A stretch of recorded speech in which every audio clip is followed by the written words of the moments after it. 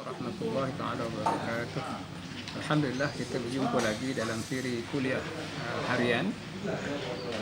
Dan saya nak memberi teka-teki lah kepada siapa pendengar-pendengar yang mengikuti saya punya kuliah ni. Teka-teki tu saya buat sikit je apa ni. Tapi kalau anda boleh menggunakan otak kanan, anda dapat jawapan. Tapi kena tulis dulu ya. Saya dapat ni di Dewan Bahasa dan Pustaka. Waktu saya berjalan di tepi jalan di Ipoh. Tempat tu bernama Tasik. Tasik tu dekat Ipoh, jalan pergi Kuala Kangsar ya. Jadi pertama saya jumpa Dewan Bahasa mengiklankan bahasa Melayu bahasa kita. Anda tulis semua dulu, nanti saya nak tanya teka-teki. Yang kedua, bahasa jiwa bangsa. Itu ya billboard yang kedua pula yang saya jumpa di sepanjang jalan. Yang ketiga, bahasa Melayu bahasa ilmu. Ada 3 perkataan. Pertama, bahasa Melayu bahasa kita.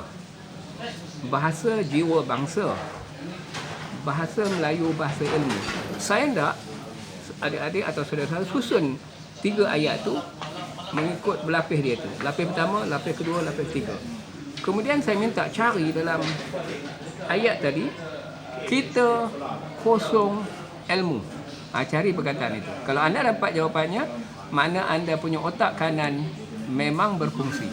Saya gunakan istilah visualize, bayangkan di mana kita kosong ilmu pada 3 perkataan tadi, 3 ayat tadi.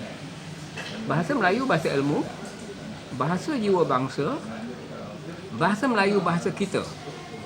Di antara 3 ayat itu, yang pertama, yang kedua bahasa jiwa bangsa, yang ketiga bahasa Melayu bahasa ilmu. Carilah di mana kita kosong ilmu. Jadi kalau anda tak dapat cari, makna anda memang kosong ilmunya. Kalau anda dapat mengesan, makna anda menggunakan otak kanan. Maka belilah ubat otak.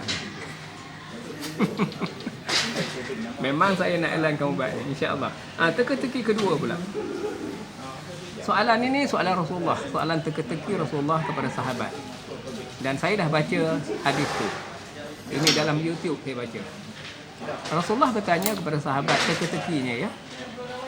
Apakah daun yang tak jatuh? Dalam dunia ni ada pokok-pokok daunnya jatuh. Ya. Tapi ada satu pokok yang tak jatuh daunnya. Apakah daunnya itu? Soalan Rasulullah kepada sahabat-sahabat. Yang senior lah, yang kanan ya. Kemudian dalam majlis itu ada Ibnu Umar. Ibnu Umar ini adalah anak kepada Saidina Umar. Tapi Ibnu Umar malu nak jawab kerana sahabat-sahabat kanan lebih lagi. Maka Ibnu Umar terfikir. Aku terfikir bahawa jawapannya tak boleh jawab. Nasib baik saya tak keluar jawab. Jadi anda jawablah soalan saya. Ini soalan Nabi. Rasulullah bertanya kepada sahabat. Macam teka-teki lah. Jadi apakah pokok yang daunnya tak jatuh? Jadi yang dijawab oleh Ibnu Umar, makna kalau Ibnu Umar jawab, maka anda pun boleh jawab, makna anda juga termasuk dalam kalangan orang yang menggunakan pemikiran otak kanan. Jawablah. Ini teka-teki kedua.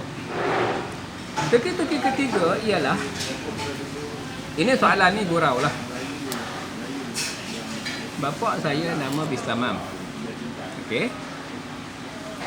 Cuba anda cari siapakah imam yang paling sempurna? Sebab jawapannya daripada saya. Kalau anda jawab macam mana saya jawab, makna teka-teki itu anda terjawab. Carilah jawapannya. Saya tengah mencari seorang imam untuk mencari imam yang sempurna. Jadi cuba anda fikirkan apa jawapan.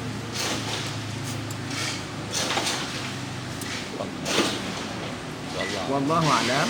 Dan cuba anda cari jawab untuk menguji kekuatan otak kanan anda. Ya. Kalau nak lagi teka-teki akan saya bagi lepas ini. 9 kali 1 bukan 9 jawabnya.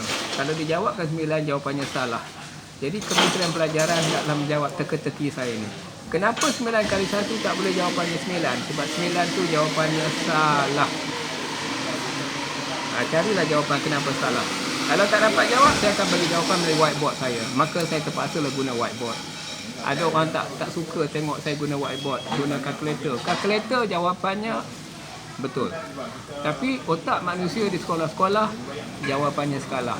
Maknanya Kementerian Pelajaran kena tengok kenapa saya berani kata bahawa 9 kali 19 tu jawabnya salah. Jadi Kementerian Pelajaran hendaklah kontak saya segera. Jadi jawab soalan saya, kenapa salah ya? Okey.